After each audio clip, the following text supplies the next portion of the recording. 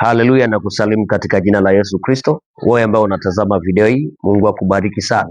Wewe ambao umekuwa ukifuatilia kurasa zetu za Facebook, umekuwa ukifuatilia channel yetu ya YouTube, umekuwa ukitufuatilia kwenye mitandao ya kijamii mbalimbali. Wewe ambaye ni mara yako ya kwanza kufuatilia kurasa zetu, pia nikukaribishe. Karibu sana na Mungu akubariki. Lakini kama bado hujasubscribe channel yetu, basi unaweza kusubscribe channel yetu ya YouTube ambayo inakwenda kwa Bonage TV Junior as Prophet, na pia unaweza kufollow kurasa yetu ya Facebook unakwenda kwa jina la Junior Wise Prophet, na unaweza ukafollow pia ukurasa wetu wa Instagram unaokwenda kwa jina la Junior Wise Prophet, na pia TikTok Junior Wise Prophet.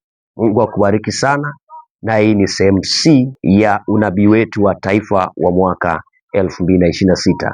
Kwa wale ambao umefuatilia sehemu ya kwanza, mmeona baadhi ya mambo yameanza kuonekana mapema na kuanza kutokea. Kwa hiyo huu ni mwendelezo, yale ambayo Mungu amenipa nimefuatilia, muone anavyotimia. Hii yote ni kuonyesha kwamba haya maneno ambayo huwa anayaleta ni Mungu amekuwa akinipa, akiniambia nialete kwa ajili ya kuponya nyumba yetu au ya kuponya maisha yetu wenyewe kama watu wa nyumba hii. Ufuatao ni unabii wa taifa wa 2026 ambao Mungu amenipa, ambao ni sehemu C. Nikukaribishe kwamba karibu sana sehemu C. Mungu alinionyesha kwamba kuna mtumishi wake mmoja ambaye aliondoka, yuko katika nchi za ugenini, sijajua ni maeneo gani yuko kwa, lakini Mungu alinionyesha akaniambia na alimuita mwanangu. Na katika Mungu kunionyesha hicho kitu, alinionyesha upande mwingine, yani baada ya kunionyesha yeye akaonyesha upande mwingine nini kitakachosababisha, ambalo andiko nimelipata kuambatanisha na hii ni kitabu kile cha Mathayo sura ya 2 mstari wa 15, na alimuita mwanangu kutoka Misri. Nasema ili litimie unabii ulioandikwa na nabii wa Bwana kwamba nalimuita mwanangu kutoka Misri. Hapa alikuwa anaongelea kuhusu habari za Yesu ambaye alienda Misri kwa ajili ya kujiponya na yule mfalme au yule kiongozi ambaye alitaka kutoa uhai wake. Kwa hiyo alienda kule Misri kwa ajili hiyo, lakini baada ya yule kiongozi kufa, anatakiwa tena kurudi kwenye nchi ya Israeli, kwenye eneo ambalo alimkimbia yule kiongozi. Kwa hiyo hata mtumishi amekimbia kwa ajili ya masuala fulani. Kwa Mungu anasema tamuita mwanangu atoke huko aje. Na kama unavyojua Yesu wakati alipokimbia kule hakurudi, isipokuwa alipopewa taarifa kwamba Herodi amefariki. Ndio akasema hapa ndio mahali pa kurudi sasa. Wakapewa taarifa kama amefariki sasa na malaika wanatakiwa kurudi. Na niliona ni kwamba kuna utukufu atakapokuja atakuja nao. Nilimuona wakati anarudi kukatokea utukufu mkubwa sana kwenye maisha yake. Utukufu mkubwa sana kwenye maeneo mengi. Hata maeneo mengine ni maeneo ya kitawala. Utukufu kamkuta mkubwa sana. Tena niliona watu ambao watakaomuita ni watu ambao kwenye nafasi fulani. Watakaomuita wako kwenye nafasi fulani ambao walimuita kwamba njoo, wako kwenye nafasi fulani.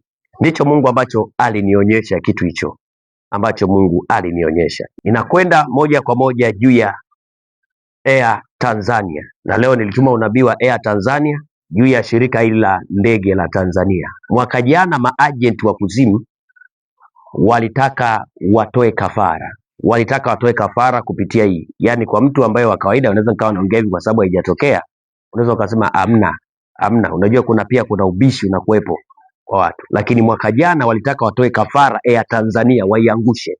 Maagent wa kuzimu wale ambao watu wamekaa kwenye viti, baadhi ambao wana ushirika na kuzimu, wakisikia hii wanaelewa ninachokiongea. Lakini bahati nzuri, Mungu ashukuriwe, ile ajali ilikanseliwa kwa utukufu wa Mungu, ilivunjwa, ikazuiwa kwa utukufu wa Mungu. Kwa utukufu wote unamrudia yeye Mungu. Na nilitangaza nikasema kwamba alitaka angushe ndege kwenye mwezi fulani na mwezi fulani. Mwezi ule uliopita, kabla hata hujaisha ule mwezi wa pili wake, nikasema kwamba ile ajali Mungu ameshaifuta kwa jina la Yesu Kristo, na hatukuona kitu kama hicho. Kwa hiyo ili shirika, wanaokaa kwenye hili shirika waombe sana. Kama kuna watoto wa Mungu wako ambao wameokoka kwenye shirika hili, wanapaswa waombe, kwa sababu kuna roho ya ajali juu ya shirika, hasa kwenye mwezi huu wa pili. Kwenye mwezi huu wa pili kuna roho ya ajali inafuatilia, inazuka tena. Ujue shetani hakubali kushindwa. Akitaka kufanya lengo lake au mpango wake, huwa hakubali kushindwa, hasa ikiwa wanaotaka kusababisha ni baadhi ya watu wakao kwenye viti kwenye nyumba hii.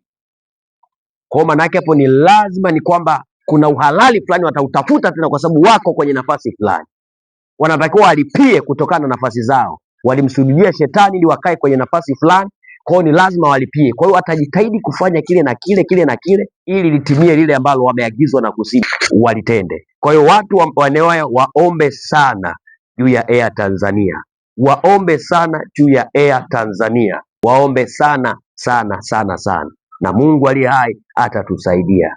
Na shirika jingine ambalo nalitaja ni shirika la TANESCO. Shirika la TANESCO litapitia changamoto pia. Walio kwenye shirika hilo basi waombe sana. Kuna mifumo niliongelea, kuna mifumo ambayo taifa letu ndio inategemea sana kupata fedha kupitia mifumo hiyo. Itashambuliwa sana, vyanzo vya kitaifa vya uchumi vitashambuliwa sana. Nimeolozesha mojawapo ya shirika hilo la TANESCO pia liko kwenye hatari fulani ya uharibifu fulani, kukutwa na uharibifu fulani ambao Mungu asaidie sana sana sana sana. Mungu atusaidie mno kwa jina la Yesu Kristo.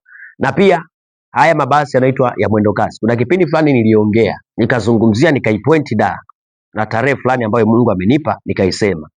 Kuna ajali ilitokea ya mwendo kasi, lakini unaona mara nyingi zikitokea hazina madhara sana. Unakuta tu gonga mtu, imekuwa hivi. Lakini naongea tena kuhusu mwendo kasi, muombe sana. Muombe sana kwa sababu kuna watu wanadaiwa damu.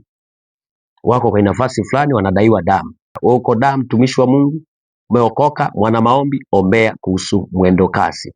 Kwa sababu kuna ajali ambayo inakwenda kutokea tofauti mlioizoea. Kuna roho ya ajali ambayo ni tofauti na mliozoea kawaida, kwamba inatokeaga tu hivi, mtu anagongwa inabaki hapo. Lakini ajali inatokea maana ni kugharimu watu wengi kupitia mwendo kasi. Lengo tunasema haya sio kwamba yatokee. Mimi sio miongoni mwa wale watu ambao wanasubiri yatokee alafu tuanze kupiga vigelegele. Hapana. Sisi tunasema kile Mungu alichotuambia tunakileta, tunamaliza, tunanawa mikono. Watu waombe kwa ajili ya mambo hayo ili Mungu aingilie kati, atuponye, atusaidie. Hii ni sehemu C ya unabii wetu, na kile ambacho Mungu ananipa nitakuwa nakileta kwa ajili ya watu kuomba, na mimi mwenyewe nachukua jukumu rasmi la kuombea taifa. Naliombea taifa langu, nalipenda sana, napenda viongozi, kwamba wale ambao hawako sahihi Mungu awasaidie wakae kwenye usahihi kabla mambo hayajaribika au kabla ghadhabu ya Mungu haijakolea na kushuka kwao. Kwa lengo ni kwamba nafsi za watu ziponywe, lengo ni kwamba amani iwepo. Mungu awabariki sana. Hii ni sehemu C na sehemu D inakuja. Mungu kuna mambo amenipa juu ya Zanzibar, nitakwenda kuyaongelea, na Mungu awabariki sana kwa jina la Yesu Kristo. Amen.